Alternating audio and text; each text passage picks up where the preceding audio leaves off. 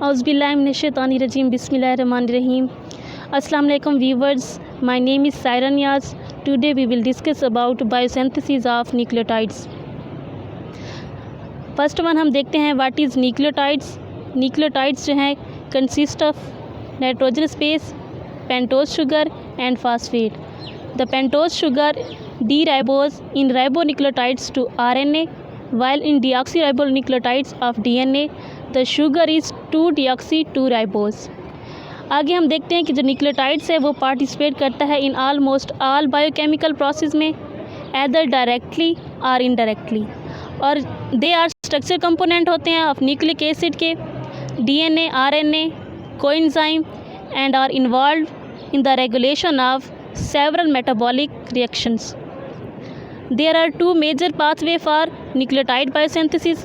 First one is de novo pathway and second is salvage pathway. This one is the structure of nucleotides: nitrogenous base, pentose sugar and phosphate. आगे हम देखते हैं biosynthesis of purine ribonucleotides. Two major pathway for nucleotides biosynthesis.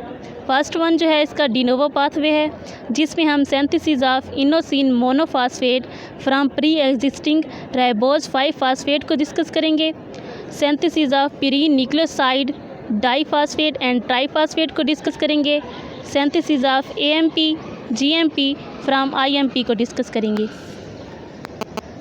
This is the de novo pathway. Many compound जो हैं वो contribute करते हैं purine ring में ऑफ न्यूक्लियोटाइड्स। इसमें जो N1 प्यूरिन है ये ड्राइव होती है अमाइनो ग्रुप ऑफ एस्पार्टेट। जो C2 और C8 है ये अराइज होती है formulate of N10 formyl THF। N3 and N5 जो है ये ऑब्टेन होती है अमाइड ग्रुप ऑफ ग्लूटामाइन से। C4 C5 N7 ये कम फ्रॉम होती है CO2 से। जो प्यूरिन है इसकी सिंथेसिस होती है एज ए राइबोन्यूक्लियोटाइड्स। प्यूरिन जो है ये बिल्ड अप होते हैं प्री एग्जिस्टिंग राइबोज 5 फास्फेट से।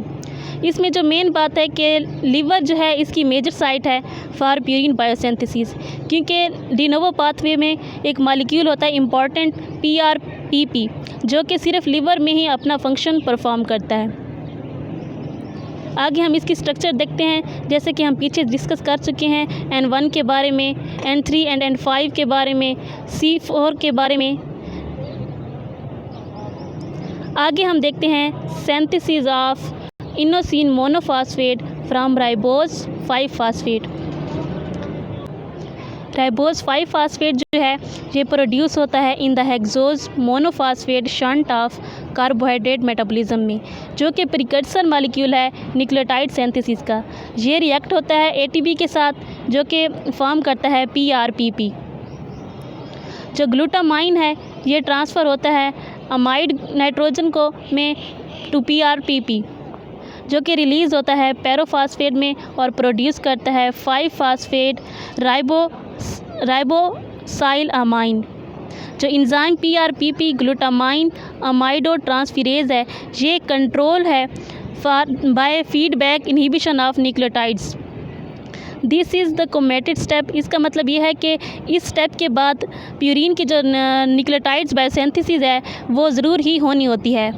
जो फास्फोराइबोसाइल अमाइन है ये रिएक्ट करता है ग्लाइसिन के साथ in the presence of ATP to form glycyl amide ribosyl 5 phosphate और GAR।